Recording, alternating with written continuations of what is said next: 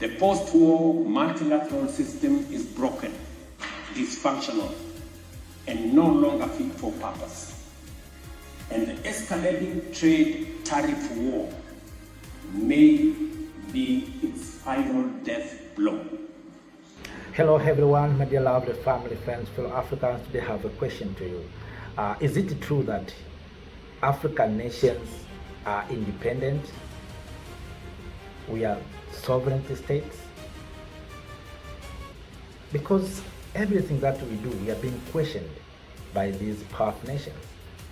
Recently you heard the story of America questioning South Africa about land reforms.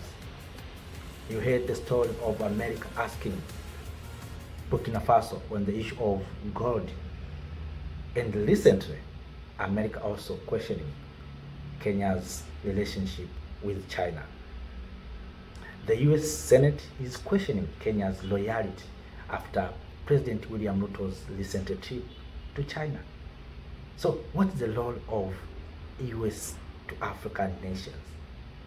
Relationship with China.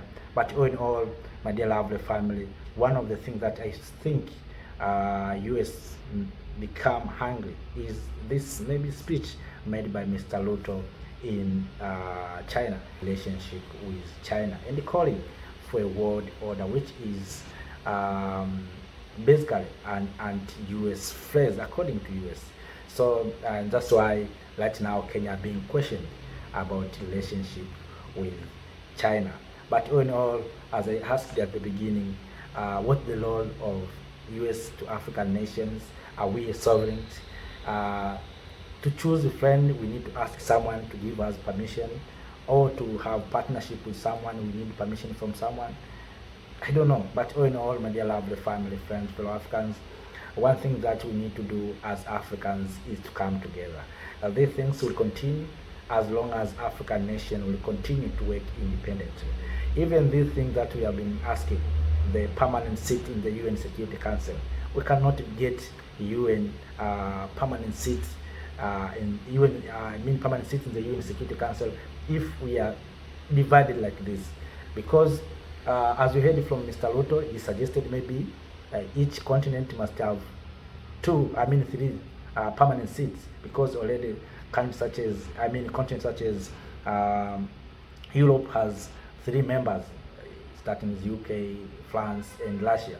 So even African continent need 3 permanent seats. For me, I think Africa don't need 3. We need only 1.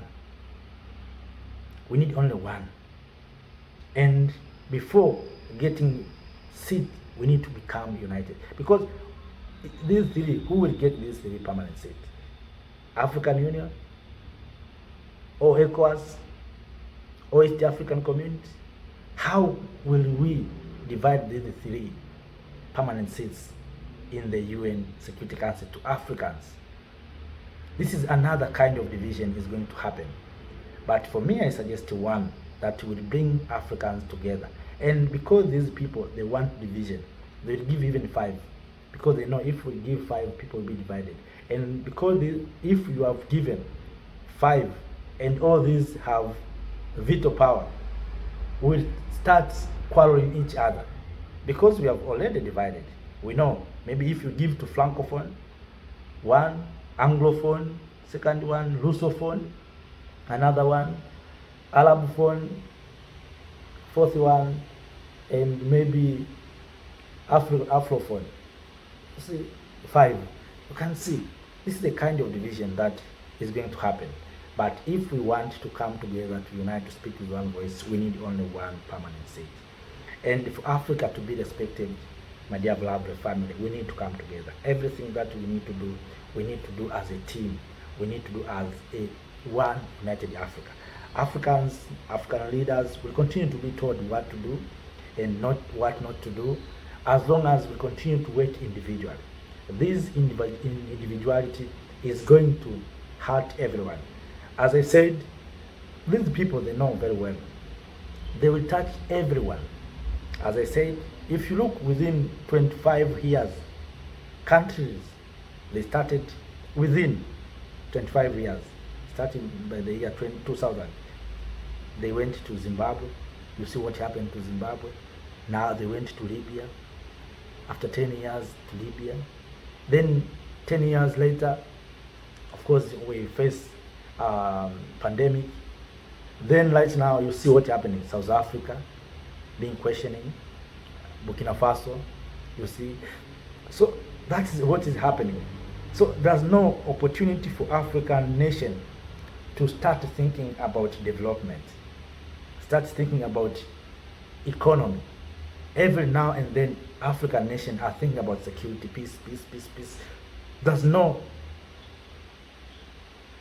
silence in Africa. And to create silence and peace, we need to come together.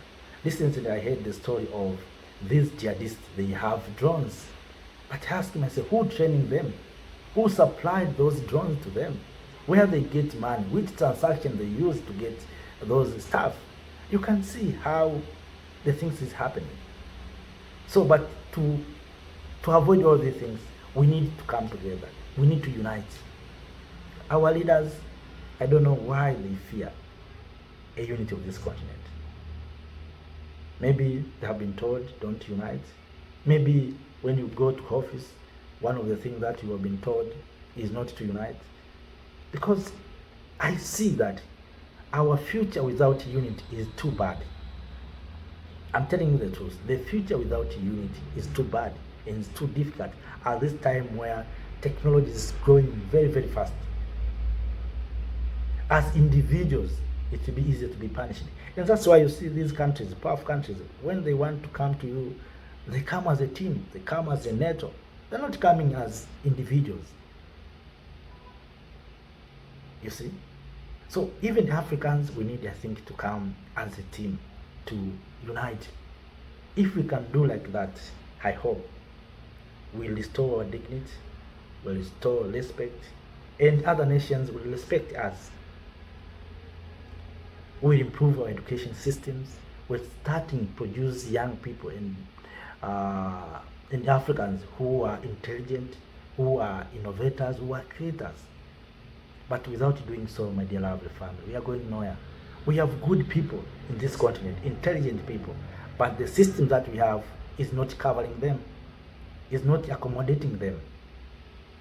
We have intelligent, we have technical people, but the system that we have, as I said many times, is not friendly, it's not friendly.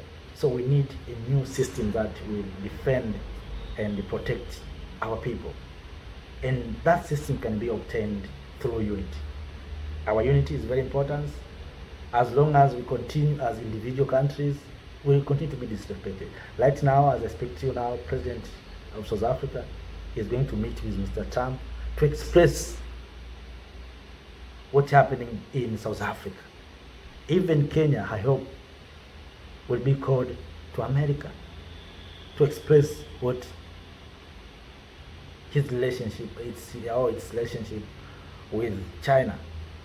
So that's what's happening. But if we can come together, if we can unite, we can speak with one voice, it will be easier for us to be recognized. And that's why America is so powerful, is a united. Even Africa, we need to be united.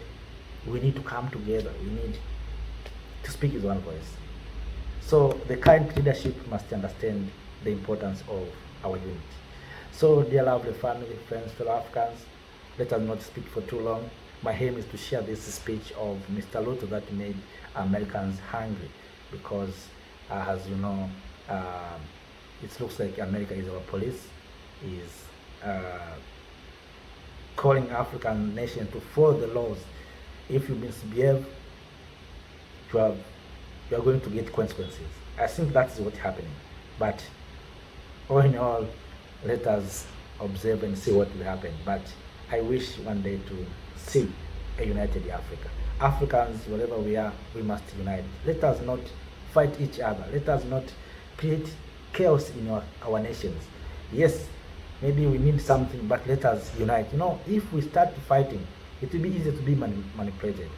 So our only salvation, first of all, is our unity. Let us stop fighting each other. What's happening in Sudan is terrible. What's happening in Congo is paining. What's happening in many parts of this continent. Our young men, women are losing lives because are those who are engaging in these activities, fighting and terrorists. So instead of building our nations, our continent, we are distracting our nations, our continent. The thing that is not true and not right. So I think as Africans, we need to assess ourselves. What is our role in this world and what can we offer to our mother continent, Africa? After that, let me say stay in power. Have a nice time. Thank you. Thank you, Africa. Mama Africa. Oh, yeah. You make African great. Thank you, Africa. Thank you, Africa.